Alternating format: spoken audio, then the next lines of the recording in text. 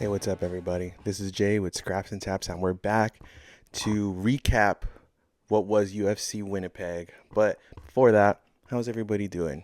I've had a nice little week here. Actually, it was my first weekend where I was working. And to all the weekenders out there who's on a weekend shift right now, more power to you, man, because it kind of sucked. And on top of that, too, I'm not a morning person, and it was a morning shift. So I was like, fuck that.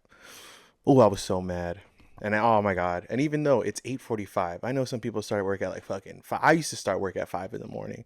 And I can't believe I would do that. And that's like after a night of partying. Now it's like the last time I did that, I went out the Thursday before and I was like, oh no, I'm going to stay out. I'll be okay. No worries. And I had work at 6 and I ended up being an hour late. Luckily, by the grace of God, I was able to just cruise my way there. It wasn't even a big deal. So, yeah. But, man, it's going to be my 8th day working in a row. I'm still going to put this out. I'm still going to edit it. But, yeah, to all those weekenders out there, more power to you, man. You got to get that bread. I totally feel it. But, yeah, I hope everybody has a nice week. I hope everybody has a nice rest of their week. We had some good fights at UFC Winnipeg. I mean, Canadians weren't looking so good to begin with, but they definitely picked it up towards the end and towards the end of the card. Oh, yesterday too, I was gonna go out, and I went out, and I was like, okay, I'm gonna record after, blah blah blah. You know how it goes. One beer turns into 2 beers. Or you're playing pool, so it was just having fun. And I was like, you know what? I'm still gonna record. So I come home, and I'm like, all right. I had everything set up because I was planning on doing it before going out. But I was like, fuck. Okay, I guess it's not because I'm also trying to cook food and stuff like that. And I'm trying to do it all here. Trying to do it all. And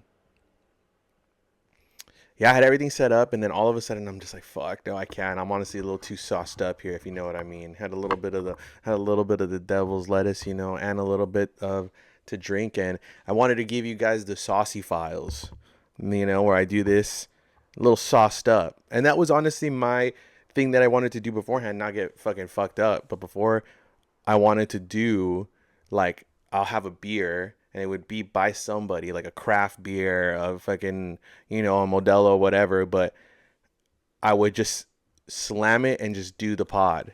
There was this guy a long time ago. His name was, maybe not slam it, but his name was Down Before the Beatdown on Instagram.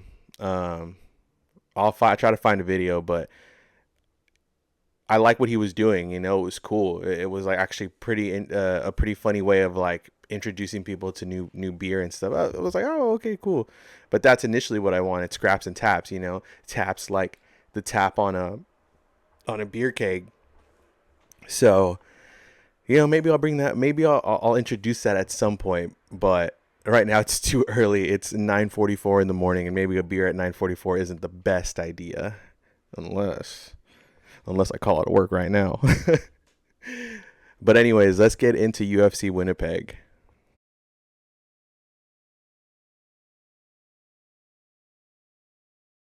So let's start at the bottom. We got Siraj versus Giannis, and I think this is the KO by Giannis that left Siraj just flatline. Oh, spit right there. Just flatline on the ground. Then we go to our next fight. We had Castaneda versus Vologden. That was a catchweight. Went to a draw. Jay Aldrich had the unanimous decision over Horth. Croden gets the unanimous decision over Zelezniakova from Russia. And then in our heavyweight fight, we get Sarikam versus Tanner Boser. And Sarikam gets the knockout of the Canadian in round 2. In middleweight, we get Robert Valentin versus Jay LeBlanc. And I didn't watch much of the prelims, but what did make it onto my feed was Valentin having this emotional post-fight interview after securing a guillotine choke in the first round. She died in my last fight, and I know she's watching me, Mama. I love you, Mom, and I miss you. Yeah, so wow, it's what an intense thing to go through during fight week, and to have all those emotions spill out and finally have that resolution out for everyone to see. It's a beautiful thing. Yeah, makes me need to call my mom maybe. Then we get the final fight of the prelims was Buzukia versus Barboza. And oh my goodness, guys. So both of these guys were looking clean, like clean strikers. And right as they both open up and start throwing some of their arsenal, Barboza is unloading this 3-punch combo. It's like to the body, and then you start seeing him start moving up towards the head. And then he's finished landing to the body. Bazooka throws a hook just from left field. And I mean, Barboza has the most beautiful slip I've ever seen. It was the slip of the gods. I'm being so for real. And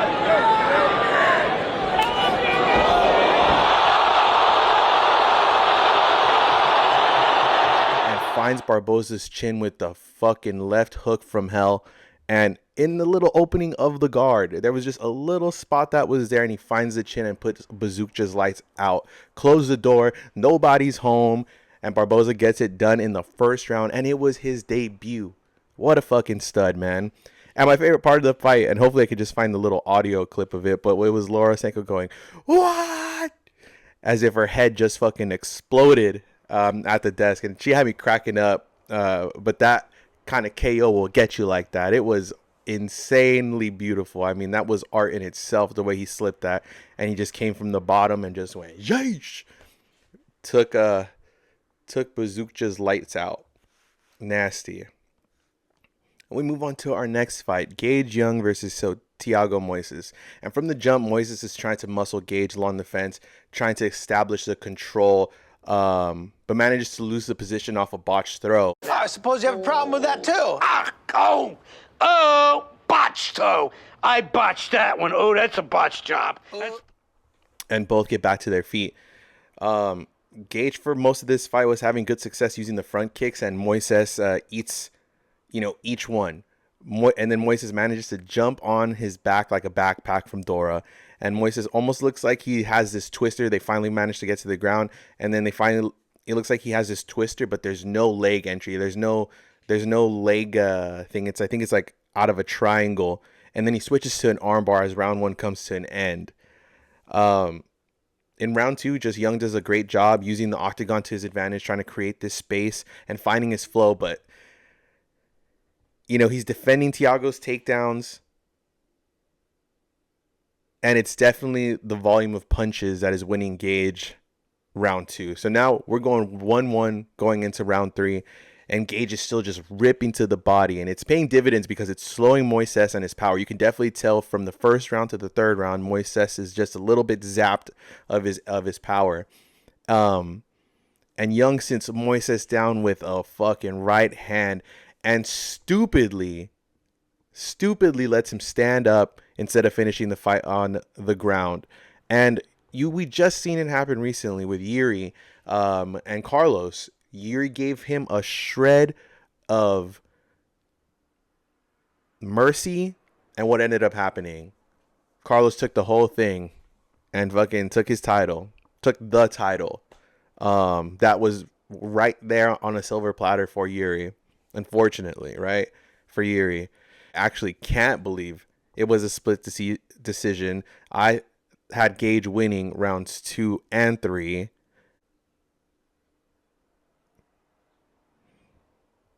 And I need to know, what are these judges smoking? Because I need whatever they're having, because what the fuck are they seeing from their eyes? I mean, come on, man.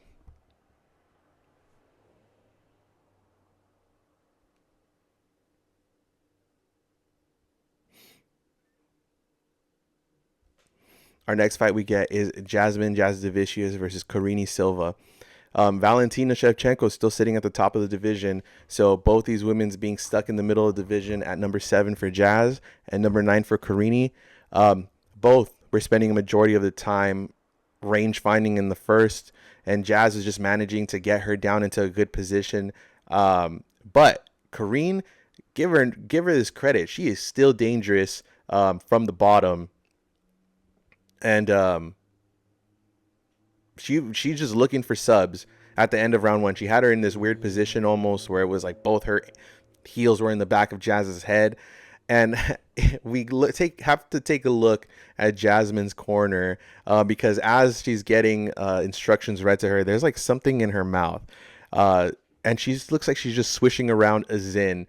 And it has to be just kind of like the funniest shit ever. I mean, with nicotine flowing through her veins, she was going to be unbeatable. And she's taking a page. This is not the first time somebody's fought with shit in their mouth. She's taking a page from Benson Henderson and his book. And if you guys don't know Benson Henderson, I mean, he was a great champ for a while in the UFC back in the olden days, back in the horse and buggy days of the UFC, it felt like. But also one of the good guys of the UFC, good guys of the division at the time. But he used to fight with the fucking toothpick in his mouth. And like a fucking sharp object. And it was funny. He would just peek it out after the fight. And then, oh my goodness, it was crazy when that happened. But she's putting a modern twist on it by slamming that Zin. Can you imagine swallowing that mid-fight? That would fucking suck ass. And then Silva, midway through round 2, almost sinks in a guillotine. It makes me think Jazz will start guessing on how she approaches the takedown. But as I thought that, Jazz immediately shoots for another takedown and gets into side control. And Karine Silva, like I said, is just a badass from her back. And still, she's trying to chain these submissions. And she gets close to the triangle. And that is the blueprint for how you can fight out of the bottom instead of just accepting the position, is to get these submissions, give her something to think about. Because even then, you can still be dangerous on the bottom and not just get ground and pound, like ground beef, to end your fights. And Jazz and her pressure on top is what won her this fight, and not stopping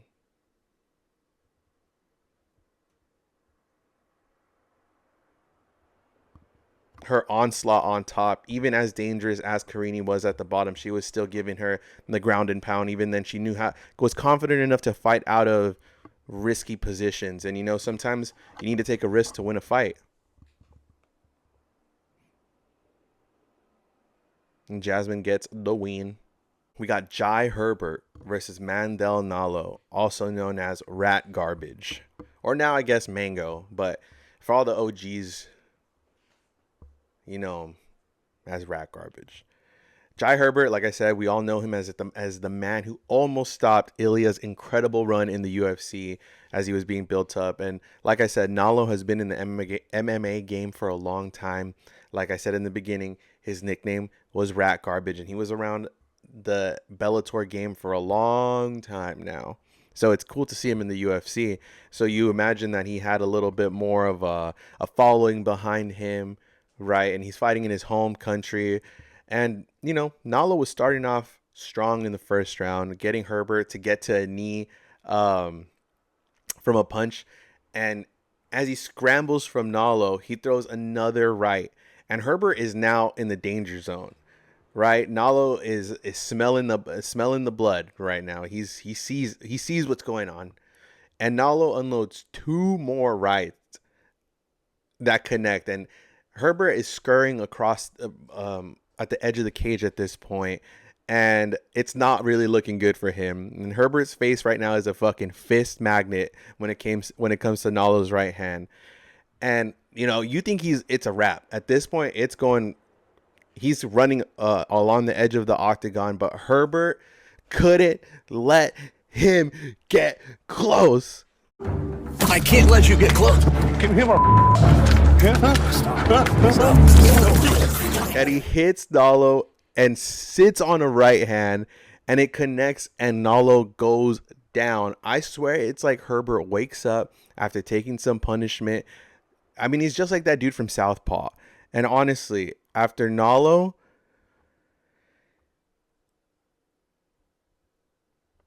oh my goodness, that was just such a fun fight right there. I mean, and after that, Nallo was just able to gain some strength and get up.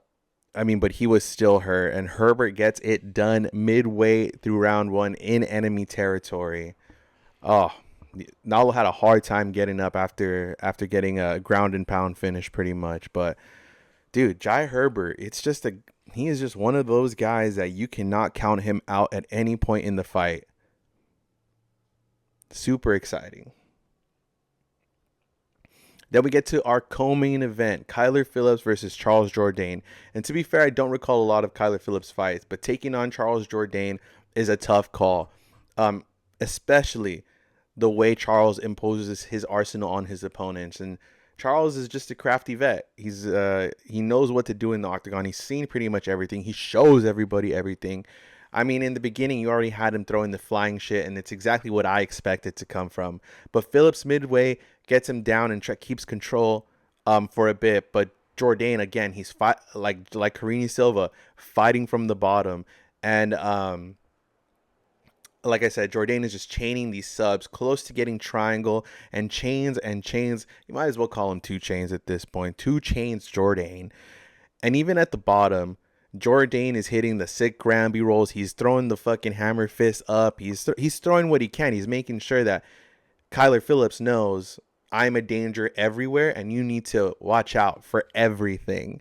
Phillips' major success is on the ground.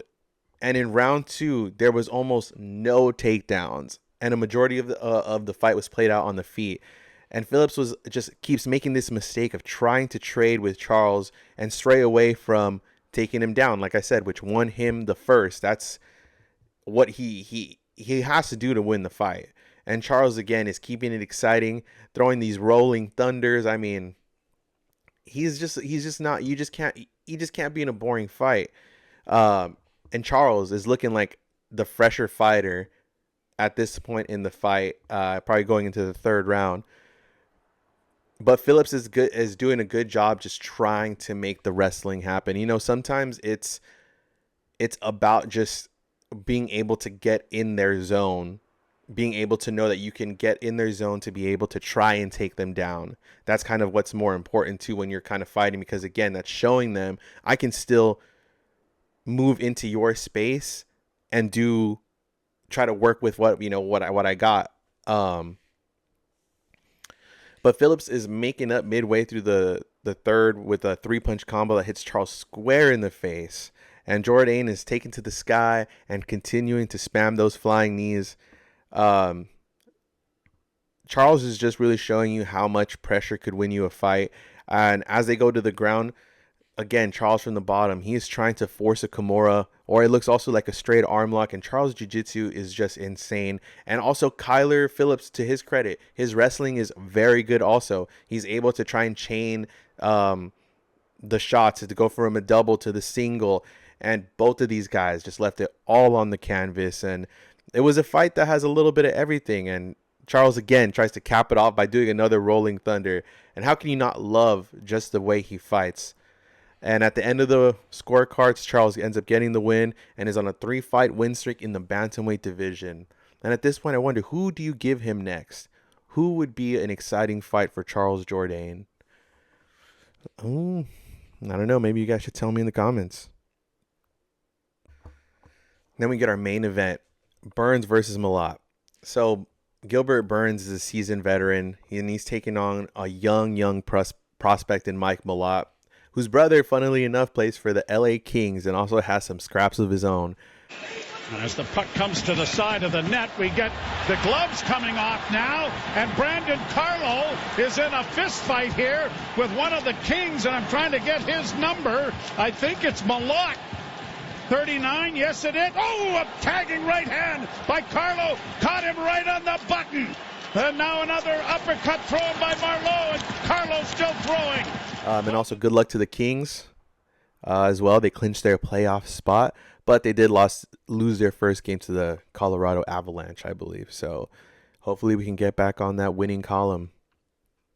And Burns still number 11 in the welterweight division. So Mallot looking to get his name into the rankings in welterweight. So as the fight starts, Burns just always has this tight guard, and Mallot just has this establishing jab that is, I mean, it's pretty good. He knows how to use his range very well. He looks like a clean striker, almost looks like to be very little mistakes when he throws punches, and he's trying to split the guard of Burns, and both are just eager to trade heavy shots right in the middle of the octagon. Going into round 2, I did have Mallot up. I feel like after the botched takedown. Oh, botched toe. I botched that one. Oh, that's a botched job. That Gilbert threw, the stuff takedown, that Mallot just kind of was lighting him up a little bit more on the feet, trying to string together some couple combos here and there. But in round 2, Mallot looks like a man on the mission, and he keeps just pressing forward, which is a good thing, because keeping Burns on his back foot is probably the best thing you can do, because Burns always does this thing where he likes to light up a little bit and throw a couple flurries and then stop. So if you have him on your back foot, that already is taking away that power from him. And Mallot just lands a clean uppercut, and that was the star of the fight, was the uppercut. And I think that hurt Gilbert just in the slightest, because you almost see him get a little chicken legs, And I mean, but that was enough for Mallot to smell the blood in the water, and like a shark is just pressing forward. And Burns is starting to look a little gun shy at this point. I think he's just trying to get his wits about him, and only letting one punch go, as Mallot, like I said, is stringing these combos, and like it's busy at the Tim Hortons in the middle of hunting season, eh? Anyways, Burns in round 3 is starting to show some life by shooting a takedown, only to be stuffed. And at this point, he's had every attempt stuffed. And I think at that point, it's 6 takedowns that were stuffed. And shortly after that, Burns gets sat down by an uppercut, left hook combo. And shortly after that, Mallot's right hook throws Burns down to the fence, and he gets the ground and pound finish. I mean, wow. What a performance. Canada, you better stand up, because you guys got a guy who's looking just so crisp, so clean. And I mean, Mike Mallot's nickname is literally Proper. I mean, this guy seems just like the most proper guy in the division, just a really nice person, really respectful. And Gilbert is just, Gilbert's old, right? But he is one durable son of a bitch. And we should definitely change Mike's name to Mike the Mallot Mallot, because the hook that he has is like a hammer to the face. It's disgusting. I mean, it hit Gilbert's guard and still sat him down. And let's be real. What kind of shit was that the UFC people took away Mike Mallot's fucking flag? Like, you are cutting off every sort of like expression of nationality. You do everything to make this fight, these fighters look more like they have to be in uniforms, and it's just so fucking stupid. I hate it every time. And just the way Mike looks at the guy, like, dude, I just took out the number 11 guy, made the biggest statement of my career, and he's just like, obviously he's not gonna let that ruin his night, but come on, man. It's the UFC was built on this nationality and nationalism. Be proud of where you're from. You're fighting for your country, type shit, So I don't understand that. But anyways, Mike is also so classy in giving his flowers to a legend like Gilbert Burns. I mean, if you go back and watch some of his fights, he has some fucking barn burners. And when he was on the card, I mean, he brings the fucking energy to a fight card. And I would say his most notable performance, even though he lost, may have been him and his Khamzat Chimaev fight in 2022. Man, it makes me feel old. Where someone had finally made the boogeyman of the division up to that point finally look human, finally look beatable. And Gilbert took Khamzat into deep waters and really gave him a run for his money. I will never forget Chimaev's post-fight interview where he goes, "I feel pain."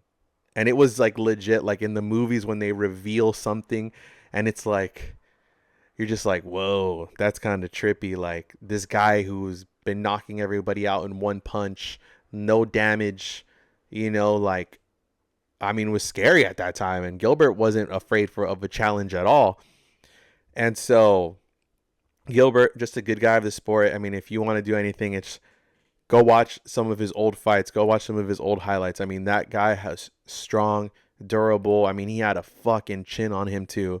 And I'm really just glad that the fans stayed and chanted his name and showed him the love he deserves. You know, we have some really sad ones like Glover Teixeira comes to mind, or the first ones of fans leaving the stadium and not giving the fighter who's retiring the time of day, and they all leave. And like I said, that Glover Teixeira one is like seared into my brain. I was so sad about that. But yeah, that was UFC Winnipeg. I think next week, let's see what we got.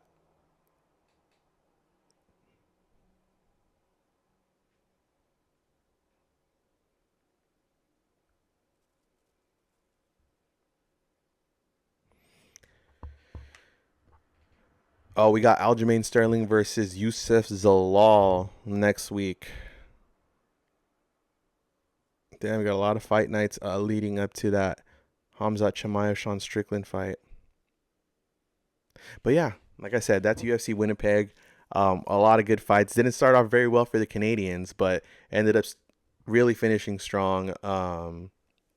Yeah, got a new contender for Canada, huh? For Canada, eh?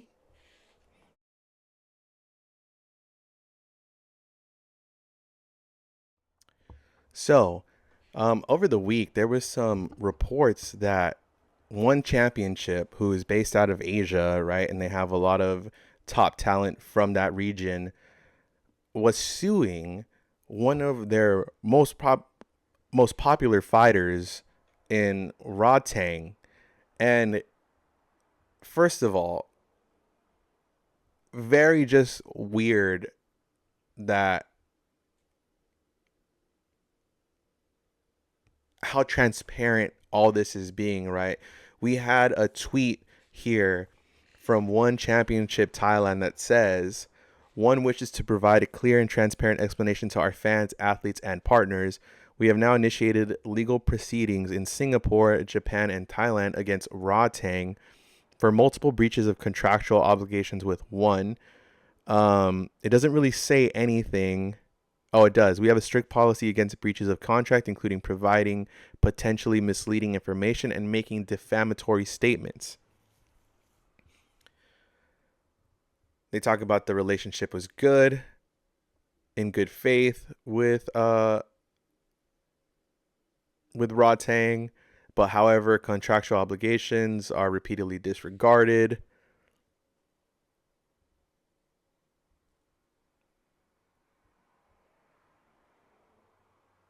And yeah, it's all right there. So very interesting. And I'm wondering what these defamatory statements are, because I feel like Rodtang has always been a proponent, a good spokesperson for One Championship. I mean, he's had some pretty big fights for them. The Haggerty fights, the mixed rules fight with Demetrius Johnson. Yeah, and he's a big star. I mean, I think if you were to ask anybody who's if they know Rodtang, maybe even a semi-casual MMA fan, they're gonna know who Rodtang is. And yeah, so interesting too, because One Championship in Chatri, I mean, they've always had these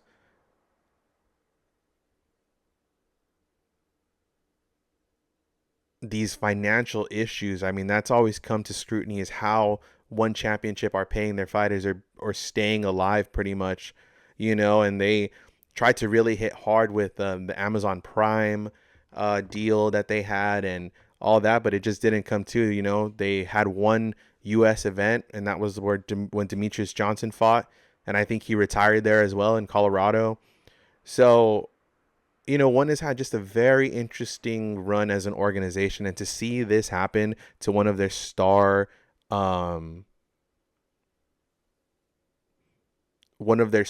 athletes is kind of crazy.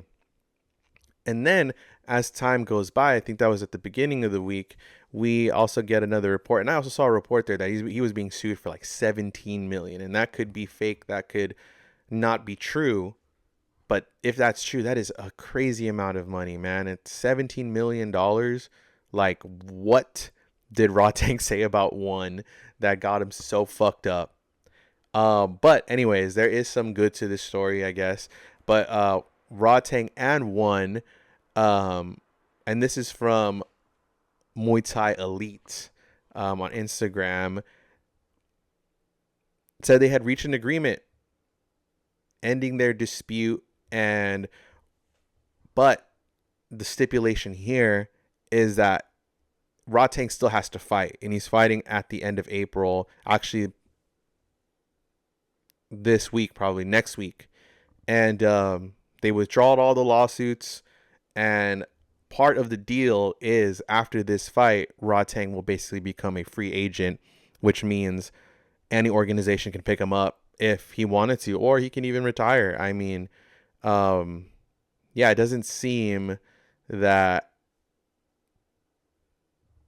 they want any part to do with each other at this point. I mean, it's kind of fucked up to, like I said, to sue your star athlete. Last Grossman, who is this? This is Flaming Dragon! Oh, okay, Flaming Dragon. Fuckface. First, take a big step back and literally fuck your own face! Now, I don't know what kind of pan-Pacific bullshit power play you're trying to pull here, but Asia Jack is my territory. So whatever you're thinking, you better think again. Otherwise, I'm gonna have to head down there, and I will rain down on a godly fucking firestorm upon you. You're gonna have to call the fucking United Nations and get a fucking binding resolution to keep me from fucking destroying you. I am talking scorched earth, motherfucker! I will massacre you! I will fuck you up! I mean, stranger things have happened in this fucking game, but I mean, if I keep saying I'm going to punch myself in the face. But yeah, I'm glad that they were able to get it settled, and I wonder what Rodtang will do in the future, after one.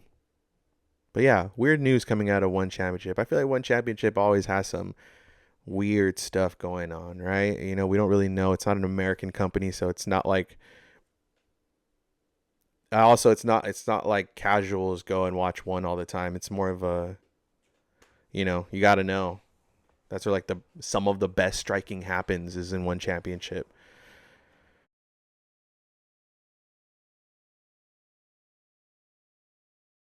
And good old Dana White back in the news. Right, Eddie Hearn versus Dana White. This is like the beef of the century, at least for me. It's making me laugh so fucking much.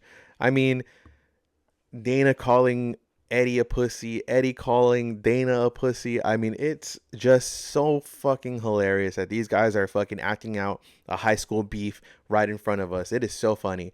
But these guys have multi-million dollars and have just this crazy amount of following, a stable of fighters. But yeah, I'm reading this from Instagram from MMA Fighting. Eddie Hearn on the potential of a Dana White, and I've said this before, right, that they want to fight each other, but now things are getting a little bit more serious, where Eddie is starting to clap back even more, saying, let's get this. It's starting to feel like they're building up to something, or could build up to something. So it says right here, do you not think we'd sell out the O2? Do you think we'd do over 1 million buys globally?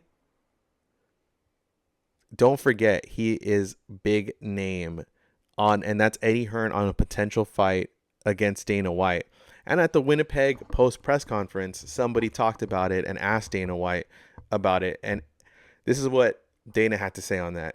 Eddie said, me and him are the biggest fight in boxing. You're a fucking bum. I'm old. And we don't even deserve to be on a card with a bunch of real fighters. Now, I don't know about you guys. Right? But that sounds like some pussy ass shit right there. And fucking Dana was gonna fight Tito Ortiz at some point here. And obviously I give it to him, he was younger. But you're talking about another old guy that you're calling out, and you're not gonna fight him because you're old and you can't stay with a bunch of real fighters. I mean, Dana just took the biggest L, showed his ass. He got spanked by Eddie Hearn in the War of the Words, and fucking Dana can't do anything about it. How do you call a guy out to fight, and then when he accepts your offer, you say no?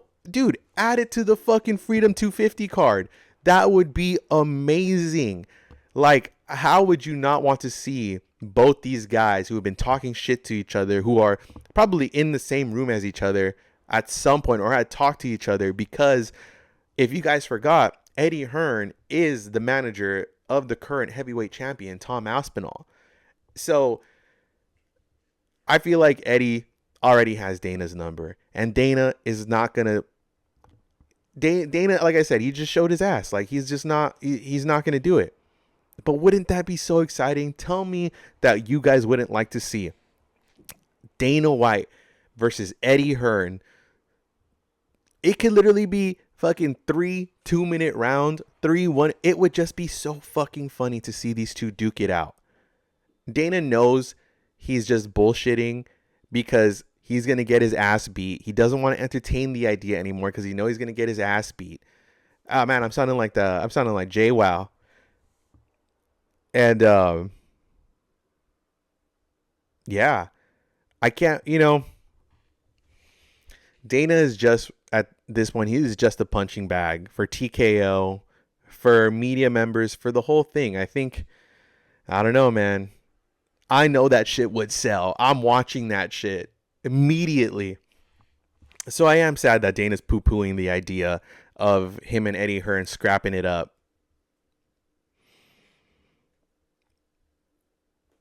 Damn, Dana's a pussy.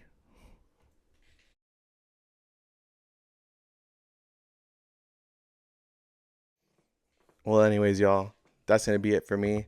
It's a short one this week. Yeah.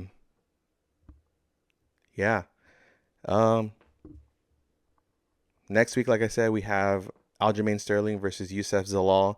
And, yeah, and then after that, I think we still have another fight night. And then we have UFC 328, Chimaev versus Strickland. And, yeah, you know what? I got to go to work later. Life is lifing right now. Going to edit this video while I'm at work. So I hope all y'all out there doing your thing, taking it easy, not taking it easy, working extremely hard. But everybody have a nice rest of the week. This is Jay with Scraps and Taps, and we'll see you on the next one.